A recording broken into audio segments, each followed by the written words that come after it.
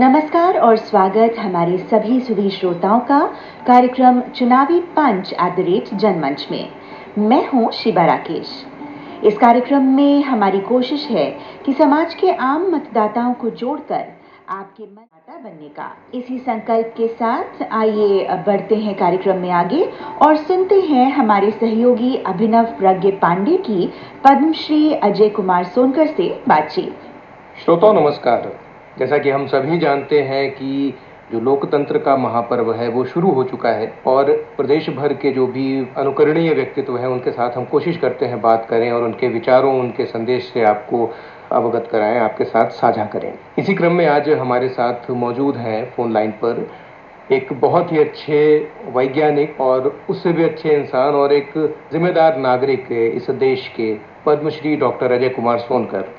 और हम आपको बता दें कि इनका जो स्पेशलाइजेशन है, जो विशेषता है वो ये है कि ये मोतियों का निर्माण करते हैं कृत्रिम रूप से और खासकर ब्लैक पर्ल्स। डॉक्टर सोनकर, आपका आकाशवाणी में बहुत बहुत स्वागत है।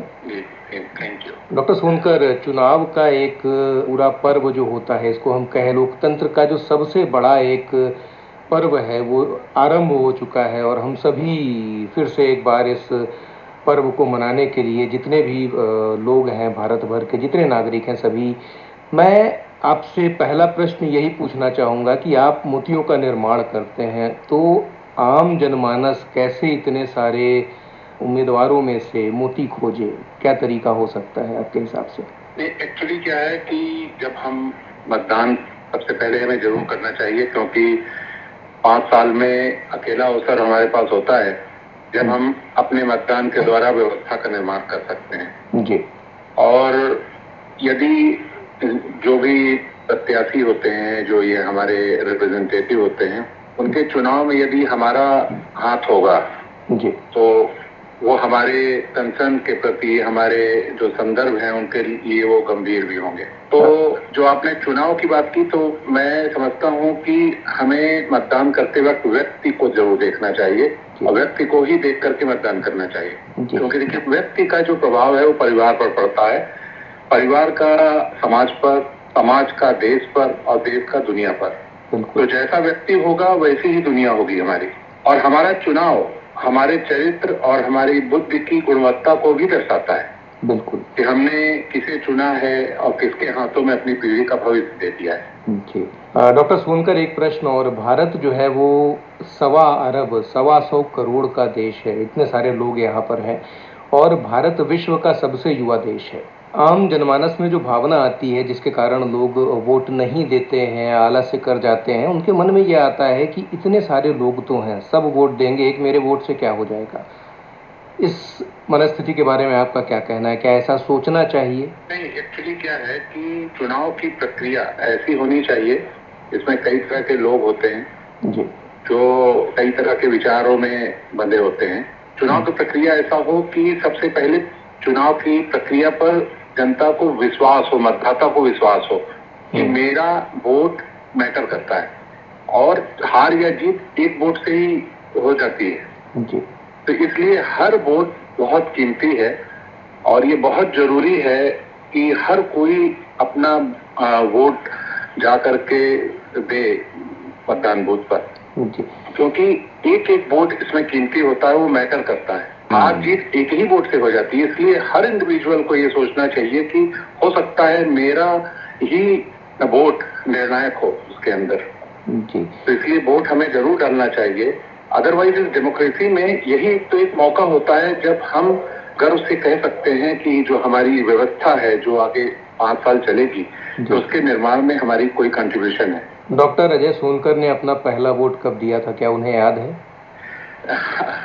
मुझे याद है और मुझे बड़ा जोश था और मैं लाइन में लगा हुआ था और जब मुझे याद है जब मैं वोट दे करके आया तो जब रात में नींद भी खुलती थी तो अपने उस लगे हुए इंक को देखता था तो ये कब तक रहेगा उंगलियों में, क्योंकि दिखता ही नहीं था वो, तो उसको देखता रहता था और लोगों को बताता था कि मैंने भी वोट डाला है, जिससे कि मुझे एक फीलिंग आती थी कि अब मैं एडल्ट हो गया हूँ और मेरी भी इम्पोर्टेंस है कि मैंने वोट डाला। बहुतों को बताता था, मैं दिखाता था कि देखिए मैंने वोट डाला है। तो ये एक इम्पोर्टेंस की बात भी है कि आपको इस मौके पे ऐसा लगता है कि मेरी भी कोई अहमियत है और आपको पता चलता है कि मैं इस देश का नागरिक हूँ, इसलिए ये जिम्मेदारी मुझे मिली हुई है, मुझे जरूर निभाना चाहिए इसको, क्योंकि ये फीलिंग देता है आपको कि आप इस देश के नागरिक हैं और आपका ये अधिकार है जिसका आप उपयोग कर रहे हैं।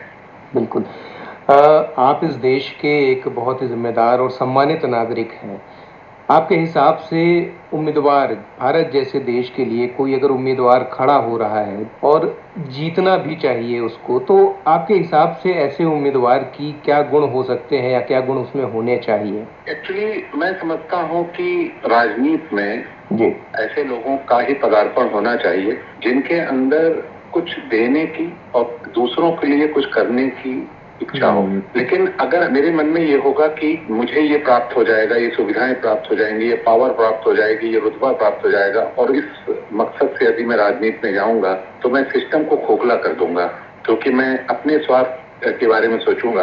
तो मुझे लगता है कि राजनीति कोई ऐसा प्रोफेशन नहीं है या ऐसा कोई धंधा नहीं है जो मैं अपने जीविका के लिए करने के लिए उसमें उतरूं। सबसे पहले मुझे ये सोचना चाहिए कि एक कंस्टिट्यूएंसी में जितने भी लोग होते हैं जो अपना विश्वास मेरे ऊपर जताते हैं, तो उनकी जिम्मेदारी है, जिनका प्रतिनिधित्व मैं देश की सर्वोच्च सदन में कर रहा हूं, तो उनकी बात मेरे द्वारा वहां पहुंचे और इन तक लाभ पहुंचे।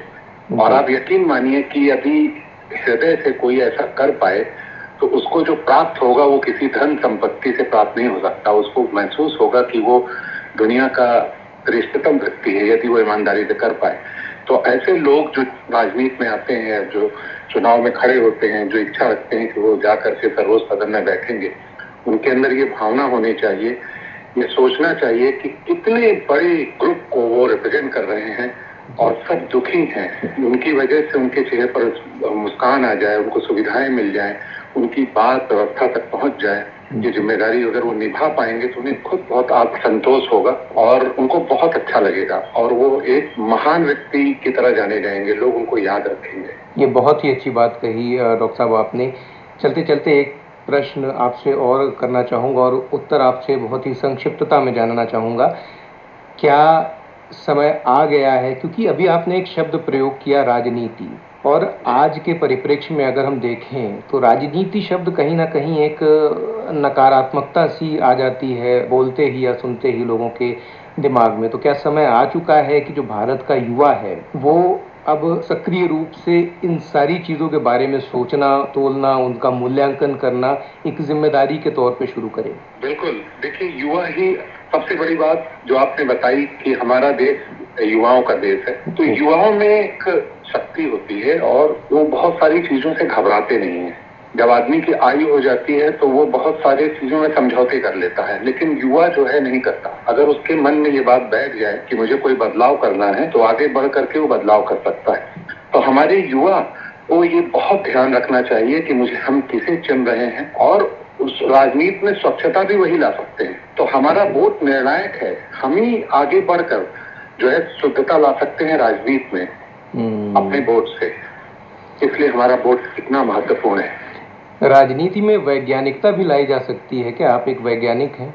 वैज्ञानिकता हर फील्ड में है। आप जो हमसे बात कर रहे हैं तो एक वैज्ञानिक दृष्टिकोण से ही हमसे आप बात कर रहे हैं। वैज्ञानिकता मतलब एक लॉजिक है, लॉजिकल तरीके से हम चीजों को अपने लॉजिक से क्वालिफाई करने के बाद बोलते हैं, वो एक वैज्ञानिकता है। तो इसी प्रकार राजनीति या हर एवेन्यू में जो है वैज्ञानिकता जरूर होनी चाहिए। वैज्ञानिक दृष्टिकोण से हमें सोचना चाहिए। अगर आप वैज्ञानिक दृष्टिकोण से सोचें तो आप ये पाएंगे कि जब मैं जनहित के बारे में सोचता हूँ, लोगों के बारे में सोचता हूँ, तो मैं तनाव मुक्त हो जाता हूँ, मैं प्रसन्न हो जाता हूँ। एक असीम खुशी मुझे मिलती है, और जब मैं प्रसन्न हो जाता हूँ तो मैं रोग मुक्त हो जाता हूँ। सारी रोगों का कारण स्ट्रेस है, और स्ट्रेस है हमारे अंदर की जो ऐसी अननेचुरल फीलिंग्स या अननेचुरल डिमांड, लालच या घृणा, द्वेष, इन सब से मैं मुक्त हो जाता हूँ। जैसे ही आप जो है परहित के बारे में सोचते हैं, इस तरह की बीमारियों से मुक्त हो जाते हैं, और यही वैज्ञानिकता है। तो हम ये मान के चले कि डॉक्टर अजय कुमार सोनकर निश्चित तौर पर अपना मत देने जा रहे हैं, अपने बहुमूल्य मत का प्रयोग सपरिवार करने जा रहे हैं। और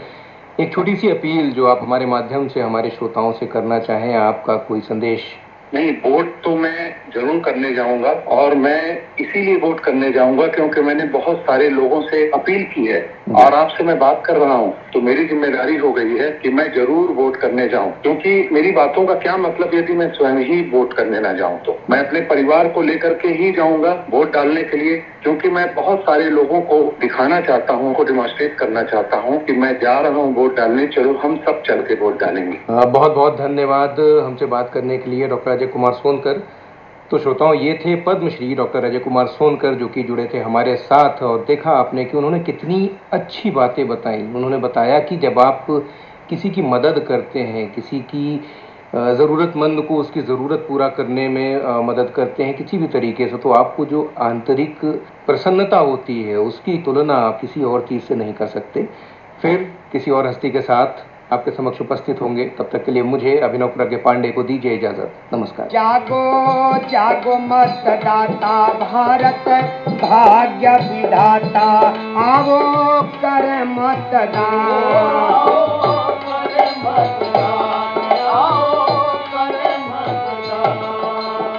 मत का दान महादान है, यह सच्ची देशभक्ति।